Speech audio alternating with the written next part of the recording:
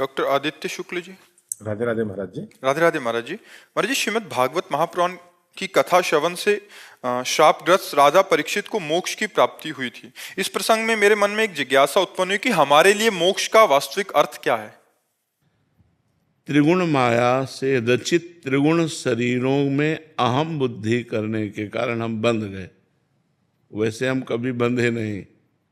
गोस्वामी तुलसीदास जी बड़ी सावधानी पूर्वक वर्णन कर रहे हैं। बोले जड़ चेतन ही ग्रंथि पड़ गई, यद्यपि मृषा छूटत कठिनई। बोले जड़ और चैतन्य में ग्रंथि पड़ गए अज्ञान के कारण, पर लिखना पड़ा यद्यपि मृषा, ये ग्रंथि झूठी है। आत्मा कभी बंधन को प्राप्त हो ही नहीं सकता। जो आत्म स्वरूप है वो कभी बंधन को प्राप्त नहीं हो सकता। पर छूटत कठिनई, यद्यपि गांठ झूठी है पर छूटने में बड़ी कठिनता है। क्या हो गया? मैं जो है शुद्ध मैं, वो ब्रह्म स्वरूप है। वो अपने स्वरूप को भूलकर इन शरीरों में राख कर लिया। तीन शरीर हैं, स्थूल शरीर, सूक्ष्म शरीर और कारण शरीर। अब देखो, आपसे जैसे पूछा जाए आप कौन हैं, तो आपका विचार इसी शरीर पर आएगा। नहीं, मैं अमुक हूँ, अमुक गांव में पैदा हुआ हूँ, अमुक जाति में पैदा हुआ हूँ। लेकिन ये स्थूल शरीर हमारा ढांचा है, मैं तो नहीं हूं ना। बस इसी भ्रम का नाश हो जाना मोक्ष कहते हैं। जो शरीर धर्म से हम युक्त हो गए हैं, इंद्रियों के विलास को हम अपना मानते हैं। जैसे मैंने इनको देखा, लेकिन जब ज्ञान पूर्वक इसका अनुभव करो तो नेत्रेंद्रिय ने देखा, मन ने प्रेरणा की, और मैं मन और नेत्रेंद्रिय दोनों का साक्षी हूं। मैंने नहीं देखा। मैं जो है उसने नहीं देखा, नेत्रेंद्रिय ने देखा और मन ने उसको संकल्प किया कि देखो ये कौन है। और हम जो मैं तत्व है वो साक्षी है इनका, इनको पावर देता है और इनका साक्षी है। इसी से पावरवान है। सबकर परम प्रकाशक जो ही परम प्रकाश इन इंद्रियों, मन, बुद्धि को सबको जहां से मिल रहा है वो आत्मा है और वो निरपेक्ष है। जब ये अंदर ज्ञान हो जाता है कि ना मैं खाता हूं, जिसे 5वें अध्याय में गीता में लिखा है, जो स्थित प्रज्ञ पुरुष है वो खाता हुआ भी खाता नहीं है, पीता हुआ भी पीता नहीं है, देखता हुआ भी देखता नहीं है, चलता हुआ भी चलता नहीं, वो सूंघता हुआ भी सूंघता नहीं। मतलब कैसे सूंघ रहा है, लेकिन कौन? घ्राणेन्द्रिय। इसका अनुभव कौन करा रहा है? मन। मैं तो हूं नहीं, इसमें मैं नहीं है। तो जहां वो अहंकार रहित, देहाभिमान रहित हुआ, अपने स्वरूप में स्थित हुआ, मुक्त पुरुष था, मुक्त पुरुष है और मुक्त रहेगा। पर बंध गया इसमें, मैंने देखा, मैंने किया, मैंने भोगा, मैंने अहंकार विमूढ़ात्मा करता हमिति मन्यते। वही अहंकार का बंधन है। साधना के द्वारा इसी भ्रम को मिटा दिया जाता है। वो जीवन मुक्त पुरुष होकर अखंडानंद का, परमानंद का अनुभव करता है अपने स्वरूप में। पर छूटती कठिनाई, बिना गुरु कृपा के, बिना साधना के ये बात नहीं आएगी। गुरु कृपा से साधना मिले और खूब हो, तब धीरे धीरे खुद अनुभव होने लगता है मैं देह नहीं हूं। ये देह हमारी पोशाक है। जैसे आप कुर्ता पहने तो आप कुर्ता तो नहीं हो, कुर्ता पहनने वाले हो। ऐसे मैं शरीर नहीं हूं, शरीर को स्वीकार करने वाला हूं। अस्वीकृति कर दो, खत्म हो जाएगा। अब मैं शरीर नहीं हूं, एक चाटा लगा मानो तो दुख तो होगा ना, पर ज्ञानी को चाटा का दुख नहीं होगा, दर्द होगा, पीड़ा होगी, दुख नहीं होगा। क्योंकि पता है ये शरीर है, इसका प्रारब्ध भोग है, तो इसको थप्पड़ पाला है तो थप्पड़ पा लिया, और पूजा पाली तो पूजा पा लिया। न उसको दुख है न सुख है, वही जीवन मुक्त महापुरुष है। एक चंदन लगा रहा है और एक अपमान कर रहा है, दोनों के प्रति समबुद्धि है, वही महात्मा है, वही जीवन मुक्त पुरुष है।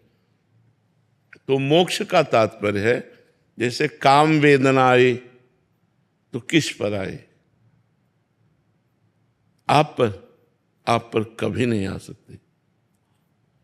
काम, क्रोध, लोभ, मोह, मद, मत्सर, इनका प्रभाव आत्मा पर नहीं है। हाँ, इनका प्रभाव अंतःकरण पर है, सूक्ष्म शरीर। जो सूक्ष्म शरीर है उसमें जो अहम है, सूक्ष्म शरीर में 4 अंतःकरण के मन, बुद्धि, चित्त, अहंकार, उस अहंकार में बैठे होते हैं। मैं भोगूं, मैं देखूं, मैं चखूं, ये जो इच्छा प्रकट होती है उसमें होती है। तो जो ज्ञान का साधक होता है वो देखता है कि अंतःकरण में स्फुरणा हो रही विषय की, वो उसे देखने वाला बनता है, तो उस पर वो ना सह गया। अब जो जलन हुई वो भी अंतःकरण में हुई, अपने में नहीं हुई। यहाँ हम सब अपने में मानते हैं। जैसे मेरा मन कहता है ये चीज खाऊं और वो ना दूं तो जलन पैदा करेगा, अशांति पैदा करेगा, तो हमें लगता है यार खा लेते हैं तो शांति हो जाएगी। बस यही बंधन है, यही बंधन। अब वो मन बलवान हो गया, अब दूसरी बार दूसरी चीज कहेगा, तीसरी बार तीसरी, ऐसे जन्म के जन्म होते चले जा रहे हैं हमारे, और हम न मन को शांत कर पा रहे हैं, न इच्छाओं को मिटा पा रहे हैं, न शरीर राग मिटा पा रहे हैं। यही बंधन हमें पुनरपि जननम पुनरपि मरणम में डाले हुए है। अब गुरु की शरण लेकर जब हम भजन करते हैं और अंदर ज्ञान विज्ञान उत्पन्न होता है, विवेक, तो होए विवेक मोह ब्रह्मभागा, तब रघुवीर चरण अनुरागा, तो फिर सब बात बन जाए। तो भजन करो, भजन करो और संतों का संग करो, शास्त्रों का स्वाध्याय करो और सहना सीखो। गर्मी, सर्दी, बरसात, भूख, प्यास, काम, क्रोध, लोभ, मोह, मद, मत्सर, जो सहन कर गया वो महात्मा हो गया, जो टूट गया वो विषयी हो गया। यही खेल चल रहा है। सहन कर जाओ, मन की पीड़ा को सहन कर जाओ। यमहीन व्यथ्यन्ते ते पुरुषम पुरुषर्षभ सम दुखा सुखाधीरम स्वमृतत्वाय कल्पते।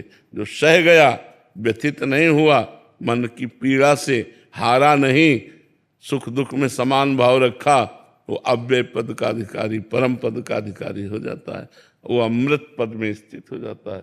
और सही पूछो तो स्थित नहीं हो जाता, वो स्थित था। हाँ, अनुभव केवल होता है, भ्रम हट गया, अनुभव हो गया, वो तो मुक्त था ही। उसे कभी कोई नहीं मान सकता। राधा राधा राधा